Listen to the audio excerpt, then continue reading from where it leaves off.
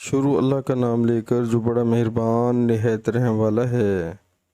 اور اللہ تعالیٰ کا ارشاد ہے، مشرکین کے لیے لائق نہیں کہ اللہ تعالیٰ کی مسجدوں کی تعمیر میں حصہ لیں۔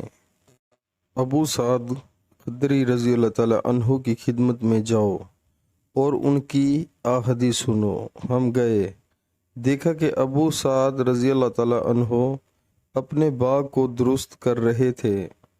ہم کو دیکھ کر آپ نے اپنی چادر سنبھالی اور گوٹ مار کر بیٹھ گئے، پھر ہم سے حدیث بیان کرنے لگے۔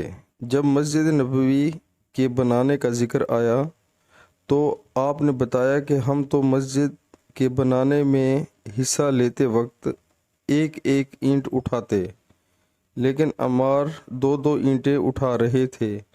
نبی کریم صلی اللہ علیہ وآلہ وسلم نے انہیں دیکھا تو ان کے بدن سے مٹی جھاڑنے لگے اور فرمایا، افسوس، عمار کو ایک باغی جماعت قتل کرے گی جسے عمار جنت کی دعوت دیں گے، اور وہ جماعت عمار کو جہنم کی دعوت دے رہی ہوگی۔ ابو سعد خدری رضی اللہ تعالیٰ عنہ نے بیان کیا کہ عمار رضی اللہ تعالیٰ عنہ کہتے تھے کہ میں فتنوں سے اللہ کی پناہ مانگتا ہوں۔ صحیح البخاری کتاب نماز کا بیان۔